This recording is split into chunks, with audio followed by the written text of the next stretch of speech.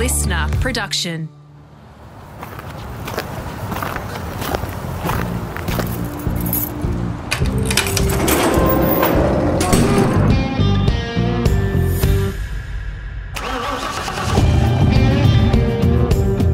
I'm automotive commentator and journalist Greg Rust, and this is Rusty's Garage. For this episode, I'm in Melbourne and my guest has kindly come into the listener studios for the record. He has his own successful podcast, which is parked for now, so he gets this whole medium and he is good at it. But that's just because of who he naturally is. David Reynolds is about to embark on a new chapter in the tradie beer Camaro for Charlie Schwerkolt's Team 18 in Supercars. More on that later. He's only recently wrapped up 3 years at Grove Racing, where he was with them and helped them grow from emerging contenders to arguably now a proper powerhouse. Most of us remember his 2017 Bathurst win very fondly. It was against the odds, and he showed some real personality in the celebrations, as he so often does. We'll also talk about the defence of that great race win and what went wrong, the toll that it took, and more. Plus the restoration of the first car he ever owned, the racket sport he nearly pursued professionally, his diet and the thinking behind it, plus alternative approaches that helped him get back into the right frame of mind. There have been moments of controversy in his career. We'll cover some of those to a point, but I want to respectfully not reopen them all. He doesn't need the aggravation, and I'm mindful of that. Now, he's also about to head to Bathurst for the 12-hour this weekend, where he'll pilot a Mercedes AMG GT3 with some internationals. He is genuinely excited about their chances. A little thanks to Tahan and the kids here. This proud dad has the morning off, and he chose to spend it chatting to me for all of you to enjoy. It's very important we get you comfortable for a podcast. You've been tuning seats. Are you comfy for this? Well, you're good now. I like a bit of inclination on my seat. I actually work for a guy who didn't like that. So in the boardroom, he actually welded all the chairs straight up. Strange, very strange. Does that mean when you get in a race car, you're very particular about your ergonomics, David, and how you? Little bit, yeah. I suppose you just want to be comfortable. Especially when I'm talking to you, Rusty. Finally, you've got me on. I'm very, very excited for this. I have no idea where it's going to go. I have notes. Neither do I. I think I'll just dispense with that and just shut it. Shut it. No, can't shut it. You grew up in Albury. Can we start with that there? Do you still love it there? And what was kind of early life like for David Reynolds? For me, early life for me in Albury Wodonga, far out, man. It's such a long time ago. I was born in 85, so makes me 40 next year. Can you believe that? Crazy. It's crazy. So, mate, I just... Don't look at you, bastard. Anyway, Oh, thanks, yeah. I love you know that. Told everyone that too. Yes, you did, very loudly. So in Albury, I played a lot of sport growing up, played basketball, cricket, field hockey, inline hockey, roller hockey. Played roller everything. hockey? Yeah, roller hockey. One of the best games I've ever played in my life. I did roller skating as a kid and I loved it. I didn't do roller hockey. Roller hockey was mad. That's stick and ball. It was from the 80s. Remember that one? Yeah. The Olympic sport. Wasn't there a crook 80s movie about roller derby or something or other too? Wow, okay, yeah. I can't remember that. Okay. But anyway, this is it was the coolest game I ever played in my life, and I loved it. So I loved ice hockey growing up. Okay. But there was no ice ring, so I played everything around it that I could. Yeah. So yeah, it was a mad game. And I started go-karting when I was 6 in 1991. Your dad loves it. Was he the inspiration, or where did that kind of come from? Yeah, so my dad was a dentist, and he had a rally car late 80s, early 90s. We went, chasing my dad through the forest as a family. My brother got a go-kart, then I was like, hey, when's mine going to come? And then I got a go-kart, Mum got a go-kart, Dad got a go-kart, and we all went go-kart racing on the weekend, which I thought was normal. Apparently that's not, is it? The whole family doesn't turn up. No. You may end up reliving this. Yeah, I know. I don't think mine is. Maybe she might do it, actually. I don't know. Yeah. What about Ryu? Because he loves cars and everything. He loves all that stuff. He loves working on them, but I don't think he's got the balls to actually Yet. Yeah, not yet anyway. I think he's too clever. Young. He's too clever. Okay. I've had a great childhood and I love my parents for it. And do you get back up there from time to time? Yeah, for sure. I go back up as much as I can. All my family's still there. My brother's still there. A lot of my aunties and uncles still there. My mum and dad's still there. So we try and go up and, hang out. It's just really easy. Albury's such a different lifestyle than Melbourne. Like in Melbourne, I always say you get 3 things to do for the day. You can go to work, you can go to the gym and fill up your car. That's it. That's it. Yep. After that, there's no more time. The traffic, everything. But in Albury, like, you can literally go, I don't know, if you can go to an appointment at, say, 3 o'clock, you leave at 10:02. 10:02. That's actually, you're wasting time. You can leave at 5:02 and still get there with plenty of time. It's just that sort of lifestyle. Did the karting thing take over, and when did it sort of become was it an obsession? Did motor racing become I suppose when I look back, I loved it. Like, but I used to get way too nervous, like way too nervous. Like the nervousness, because like when you go karting, you'd go there for the whole day, and you do a couple of races, and the whole day I'd just be an intense ball of nervousness. I remember that part. I actually quit in 1994. Really? Retired from motor racing at the ripe old age of 9. What triggered that, and what brought you back? Well, I just got way too nervous and I couldn't deal with that. Yeah, it's strange, I know. So I played tennis. Started playing tennis 5-6 days a week, before school, after school. David Reynolds. Pretty much, yeah. in more ways than one. So and then I played tennis for about 4 years, and then my coach wanted to take me on the junior tour. Wow. And I was about 12 or 13 at the time. She said, listen, you're going to play 16-year-olds and you're going to get beaten for a couple of years until you get strong enough to beat them. And the thought of me losing made me quit. Really? Yeah, stupid. I know. What a stupid decision, David. It was so dumb. So, I quit tennis and started go-karting again in 99 or 98. Were there kind of, like you talked about your dad there before, but were there idols? Was it anyone in V8 land? Was it an Ayrton Senna? Like, who were the kind of heroes? Heroes, I suppose, when I look back, there was Ayrton Senna. Mm-hmm. He died in, when was it, 94? 94. 94, yeah, I remember that. Yeah. He was my brother's hero as well. Yeah. Who else did I used to love back then?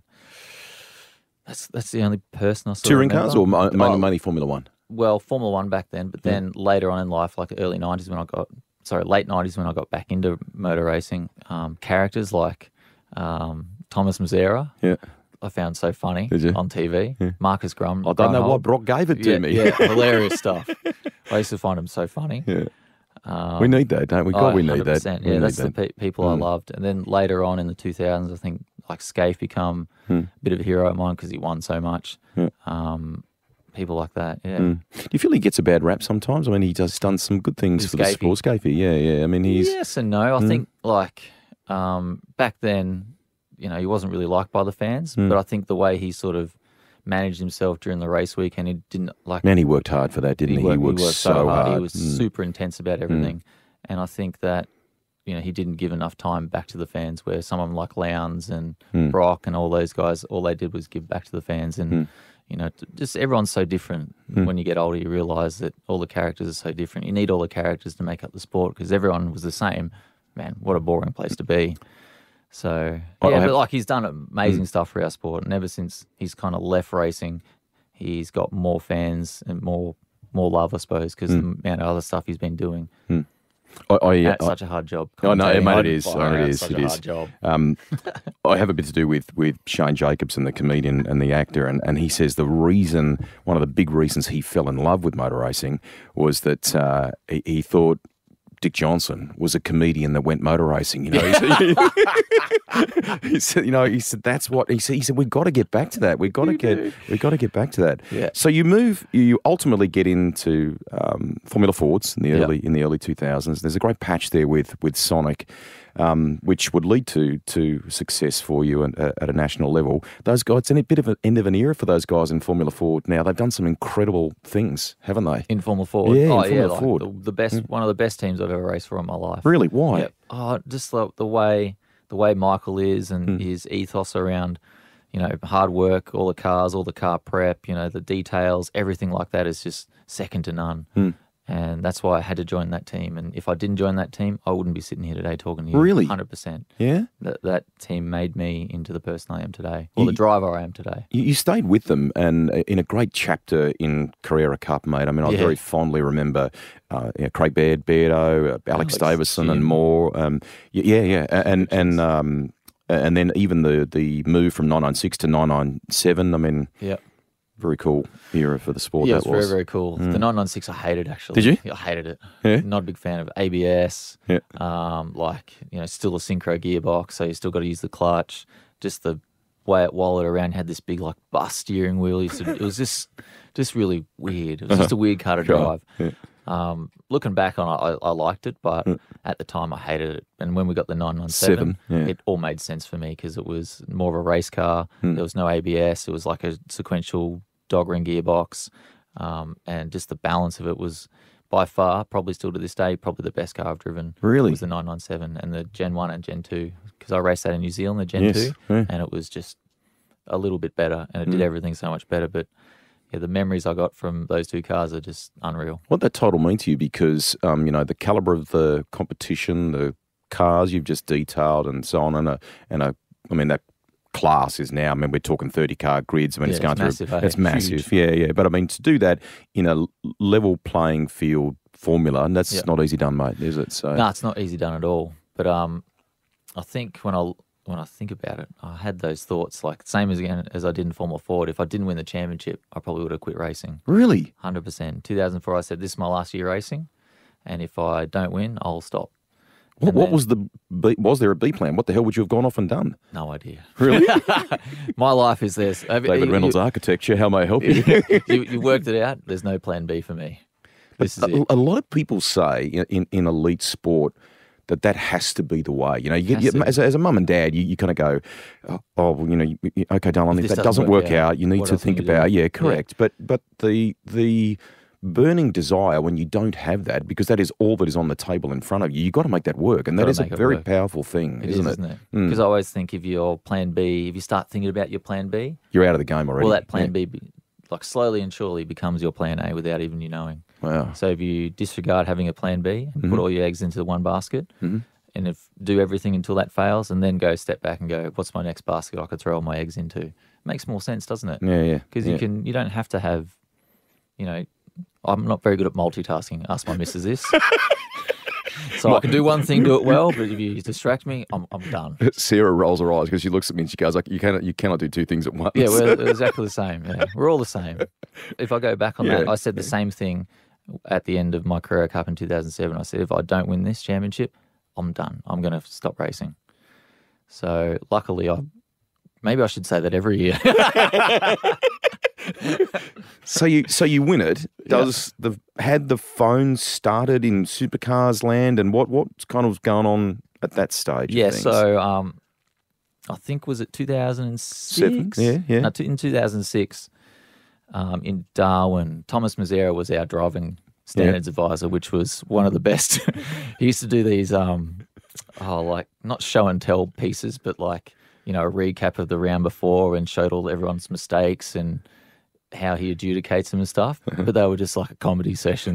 My parents used to turn up to watch them. They were that good. I'm telling you, give me an example. Give me one example. You don't have to pick a person, but I mean just broadly. So I think in 2006, Jim Richards asked about racing room because he wasn't given racing room from someone, and then he always referred to this like one particular part of Jim Richards giving racing room in Carrera Cup was like 2004 or 5 or something. And I think it was at the chase at Bathurst. Someone's tried to outbrake him. Oh no, so he tried to pass someone down the inside, and Jim's just clearly just run him off the track and just continued on with his day.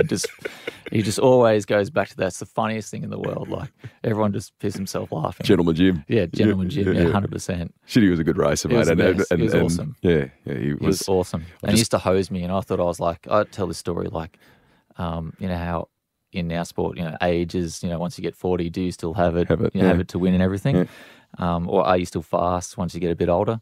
And I always refer to the story like in 2006 when I turned up Carrera Cup, 2005.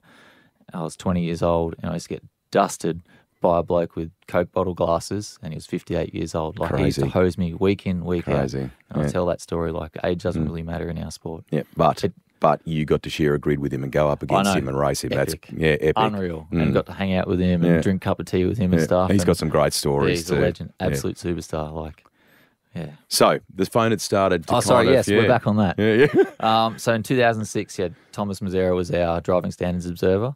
And in Darwin, I think we got done in qualifying for like a ride height too low or something. And I had to start from the back of the grid, and I made my way all the way to the front over the 3 races.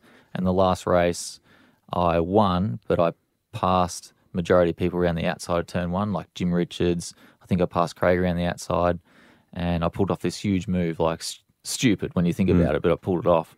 And after that, I think Thomas got in touch with HSV and John Crennan and said, hey, this kid's got some talent, you should look after him. Excellent. And then I started having meetings with John from HSV and Tom as well. And, they got me in, and they almost rebirthed the Holden Young Drivers program for me, and they gave me a job in marketing department at HSV. Why are you laughing? What did that entail? What were you doing? I was marketing assistant, but I literally did nothing. I was just the most useless person. I just sent stupid stuff around on the email chain. I said this before about the way you think, though. I actually think you'd be quite good at that with in a creative way. Yeah, I can create some stuff, but sometimes no, not for the general public. That's the problem.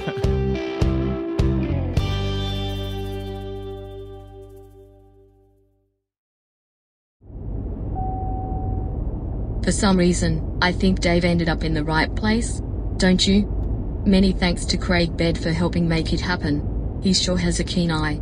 And Davey isn't the only superstar he has spotted. He also helped Jason Richards get a go.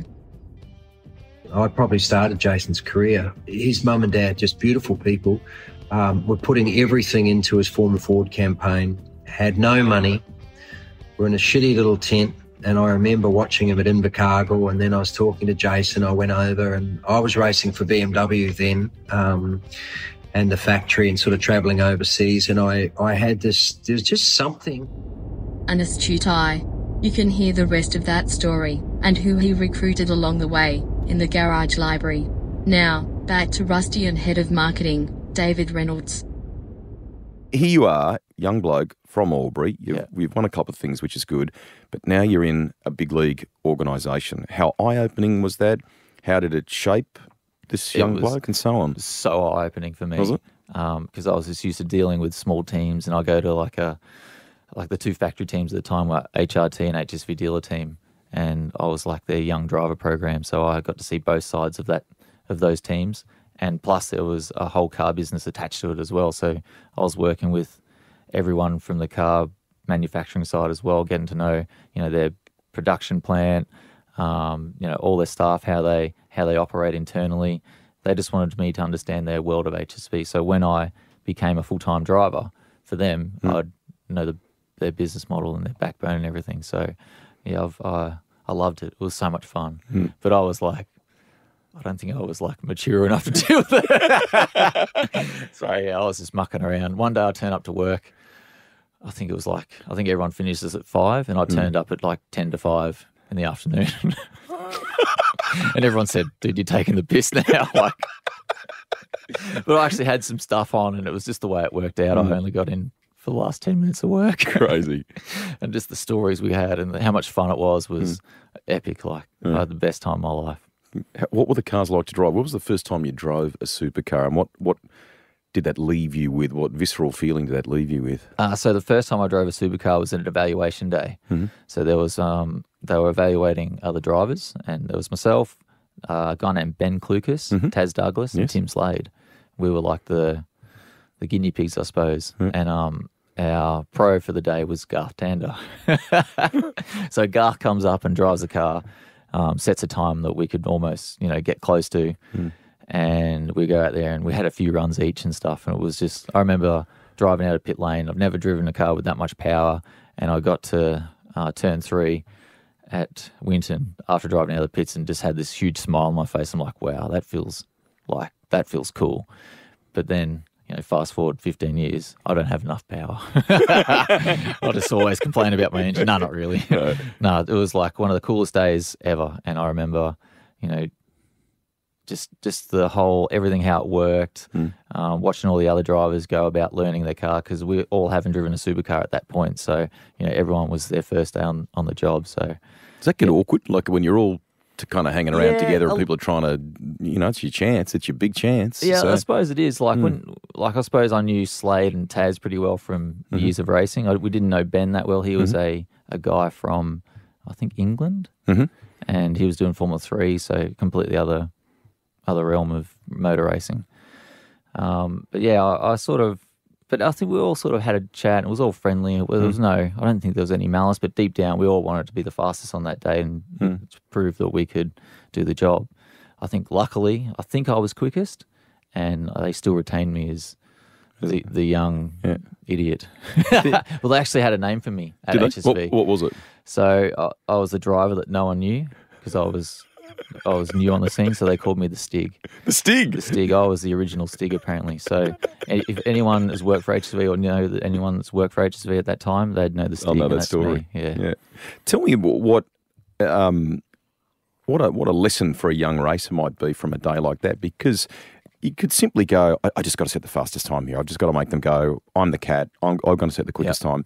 But often it can be more than that they look into on the day. Now you talked about nearing 40. What's crazy? What's the lesson that, for someone who might go into a day like that? Yes, how I would suppose you tell them to attack it?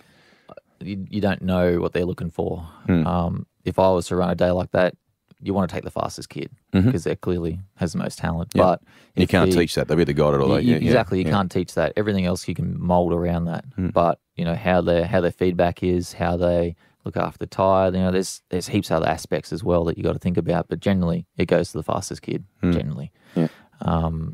So if I was giving any young kid advice, I'd say be the fastest. Go out there and just know that you're the best and prove to everyone there that you can be the fastest. Yeah, I'm a believer in immersing yourself in everything else that goes with it, though, so that they see the... So when you get out of the car, like always, involve yourself in the data, talk to the mechanics, try and be the most, humbling, presented person you can be, and try and be the easiest person to get along with, because that also determines whether you get picked up. If you're a 10th faster than everyone, but you're an absolute asshole, no one's going to take you. So, yeah. What about media side? Because I think now we almost ask of them to walk up to a line. I mean, you've found and crossed the line, right, like over time. Have I? But, I think there might be a couple of fines that are... but helping them come out of their shell, firstly, so that they have personality, which we've talked about before, and then learning how to walk up to that line. That's not easy done, It's super hard to do. And when you're a young kid, you're so impressionable. So like when I first turned up HSV, I had Garth Tander, Mark Scaife, Todd Kelly, Rick Kelly, all these guys to look up to. They've been doing it for so long. And we did all media training together, and I tried to be like them, and I just froze. I just sucked. I actually couldn't get what I was trying to say out because I was not trying to be myself, and I was trying to speak what they wanted me to say, not what I wanted to say. So I went into a shell and just froze every time I got in front of the camera. How'd you get over that? Just not giving a fuck. Clearly. I suppose you get better at it over time. And it's one thing, practice does make perfect. It's not a natural thing to talk in front of an audience, and it's not a natural thing to talk in front of a camera. And it's very unnatural watching yourself back, isn't it? It's the worst thing you could do, I think. We don't have headphones on, which is good here today. I hate my voice, hate how I speak on camera, everything. Once you get over that fact, you're fine. Isn't that right? I deal with a former Olympic swimmer, a medalist, I think, at Com Games level, Megan Ney. She's really good. And she's got a real powerful thing on be you. Be yourself. Just that's what I tell everyone. You, be yourself, right? 100%. And that's probably a life motto for her more than just a media thing. But I think the moment you can unlock that and still figure out the polish needed to give the media a quality answer, a good bit of conversation, a funny thing, whatever, but it's still authentically, that's an overused word by us now, but it's still you. That's super important. That's your baseline. You've got to come from that point, don't you? I can't stress that enough. Just be yourself, and, if it's a thought you have, generally most people have the same thought eventually. Well, not eventually, but, people are... We're funny, aren't we? We are. We are very funny. We're all quite unique individually, but we all can think quite the same. Yeah. I always find. What's that line out of Monty Python? We are all individuals. I'm not. In that period of breaking into supercars, you're with a big operation, a big outfit there. There is a bit of Super 2 stuff with Tony D'Alberto Racing from memory and all sorts of things. Were there moments of doubt? Did you go, like you talked about, I'm going to stop if I don't win this championship and so on? Did you have a bit of that in the early days? Always. Like every year, it's like, is this my last year? Like, am I going to continue to do this? Am I good enough? Do I have enough money to keep going? Every year that happens, regardless, even today. Really? Always, yeah, always. But I think that actually spurs you on because you like have a bit of like self-talk to yourself and you're like, come on, don't be ridiculous. You are plenty good enough, or maybe you're not. Maybe you need to work harder. That's the conversation goes. The positive moments must help. I mean, it sounds quite obvious, I know, right? But if you're going through a bit of that, and then all of a sudden you have a podium, you get a pole, you go, whatever. Okay, right. Hey, yeah, I can. This is, I'm meant to be here, Yeah, but I'm really strange. Like, go. So, like, I always think, our sport's a team sport. At the end of the day, in our team, there's 25, 30 blokes behind the scene, women as well, making our car go fast. So, generally, if we win, I always think it's never because of me. It's always because all the efforts that people put in behind the scenes to make that car win. And that way, I think I always have a bit of doubt, and it keeps yourself humble as well, doesn't it? And always, like, if I won today, I'm like, what's everyone else? Have they stuffed it up today? Like, surely it wasn't that easy. Because sometimes when you win, it's so easy. And when you come 20th, it feels impossible. So hard. It's so hard. It's so weird. It's the hardest thing to describe because, in normal sport, like a normal day sport, like football, cricket, tennis, you play a team. So at the end of the day, you got a 50% chance to win just based on, two sides playing each other. But in our sport, there's 25 blokes, so you got a 4% chance of winning. And that's just the numbers are way, way harder to stack up. And in motor racing, I always say you lose more than you win, which is so true, isn't it? But if you started 10th and come third, far out, that's a win. Yes. If you started first and come second, you've lost. Yes. You know what I mean? Yeah, So there's so many different like stories you can make out of it. On the TV side, I'm a huge believer in a little something you said a moment ago, and that is that there's a lot of responsibility when you're kind of in the front line for the people behind you who put in countless hours, in your world that have driven trucks overnight or been worked till 3 a.m. till 4 days in a row. Exactly, all that sort of stuff. I'm very, very mindful that in both our worlds, there is pressure to deliver, to look after those people. Easier for me in my world compared to what you've just described in percentage terms to do that. Because once you get to elite level, I mean, everyone talks about the 20 best people in the world making it to Formula One. I mean, billions of people in the world and 20 seats. I mean, but then I think, are they the best? Well, I mean, a lot of the people I grew up with that were clearly good enough, they don't have the money to carry on. So are they really the best? That's what I always like to think. Yeah. I mean, there are lots of stories around when people go digging of names that just through circumstance, had huge talent, but through circumstance just did not get there. Yeah. Said time and time again. Yeah. I admire those too that don't necessarily come from massive money, that find a way that make it ultimately. Can I come back? I take my hat off to those guys. Yeah. Man, it's got to be hard. In the current climate, hard. climate, really, really, really tough. Driving for big outfits like Walkinshaw's initially. We talked about BU. Did it shape you? Did it shape you in a way that was not you to begin with, and then you? I suppose it did. Like at the start, I tried to copy Garth and Scafie and those guys that were just so good at the sponsors, so good at the media side, so good at driving side, that I wanted to be like them. But at the end of the day, I can't be them. I can't be because I'm just different. I'm just myself. I couldn't grab the microphone and deliver like a perfect speech that's going to make everyone happy and whatnot, because at the end of the day, that's not me. I'd rather grab the microphone, tell a bunch of jokes and piss off. Goof off. Yeah, that's me, yeah. So, at the end, I just had to tailor my surroundings to myself, not the other way around. So the way I sort of viewed things were through a different lens. Adversity. Does that make sense? It does, mate. It absolutely makes total sense. Adversity in life shapes people, right? And I think everyone's got a story where we've had peaks and troughs, right? You did an excellent pod chat with my buddy Aaron Noonan a few years ago now, where you detailed the 2007 crash in the rally that tragically resulted in the death of your co-driver, Paul Flintoff.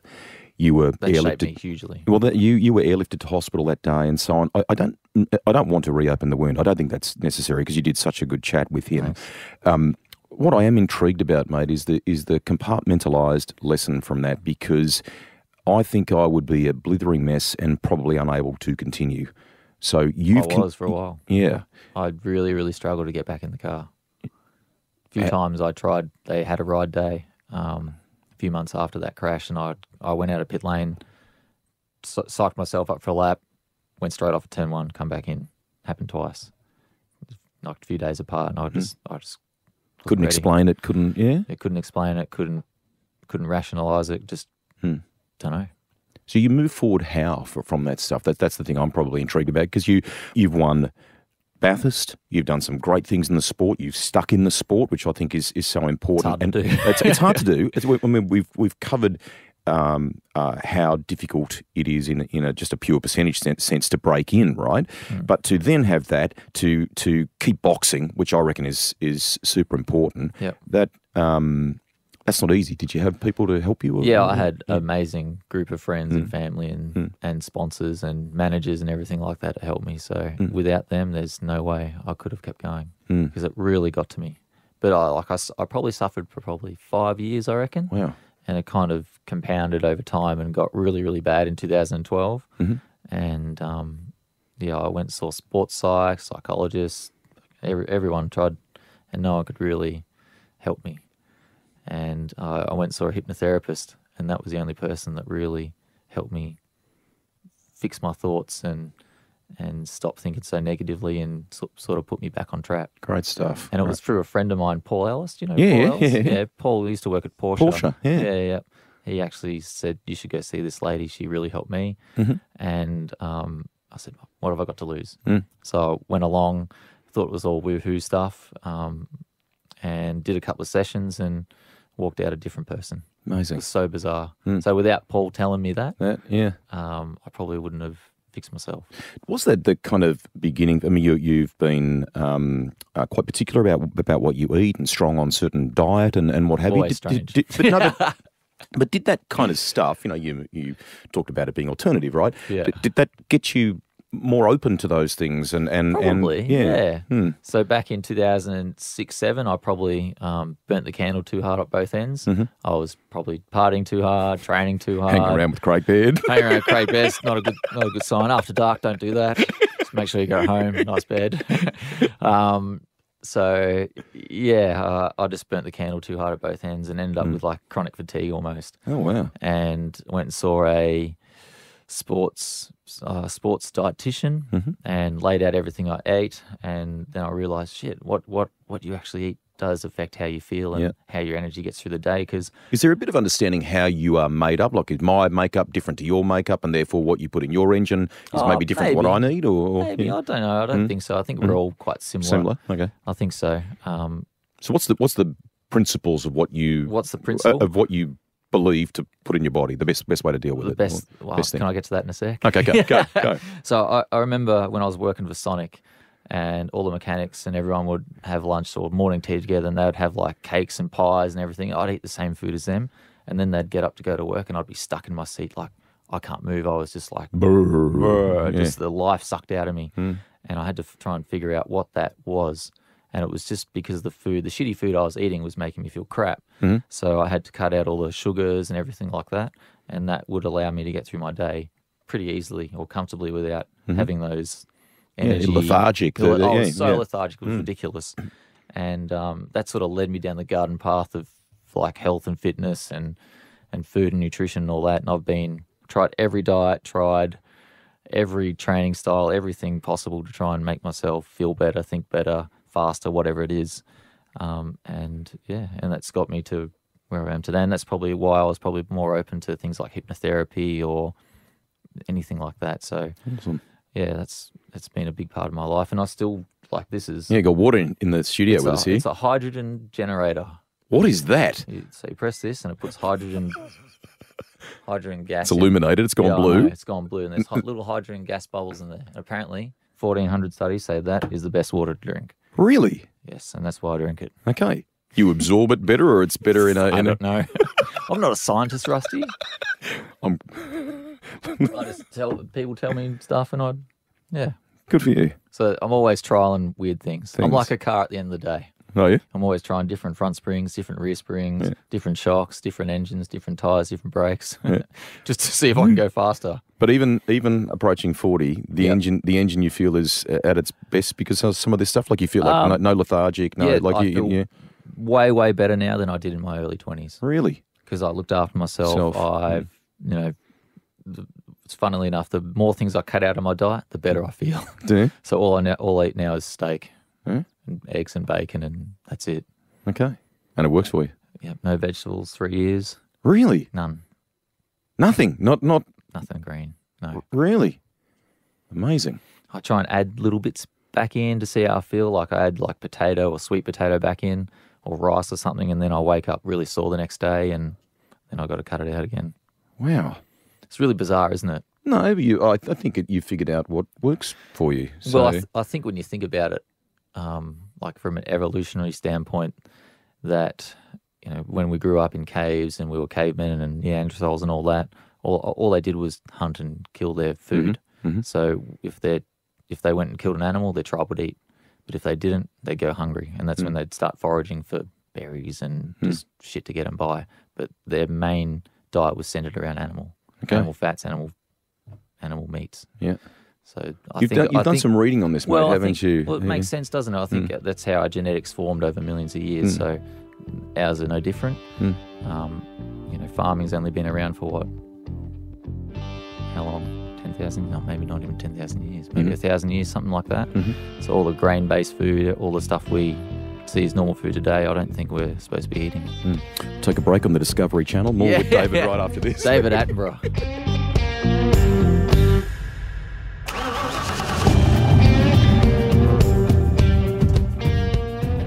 What's that saying about putting the right fuel in your engine? That is the end of part 1 of my podcast with David Reynolds. I am so glad that our schedules have aligned here so we could actually do this one face to face. It's easy conversation between us, and there's more of it for you to enjoy now, later, perhaps while you're even on the road to the Bathurst 12 Hour. We're releasing this just days out from the 2024 race. If you head back to the Rusty's Garage Library, there's a part 2 for you to fire up. Good to go right now. From the joy of winning the great race and reliving that memorable day in 2017 to the heartbreakingly brutal defence and what went wrong the following year. The big fine he perhaps should have contested. Being there and playing a part in Grove Racing's rise to serious supercar contenders. And the move to a new home. Why he can't wait to get stuck in at Team 18.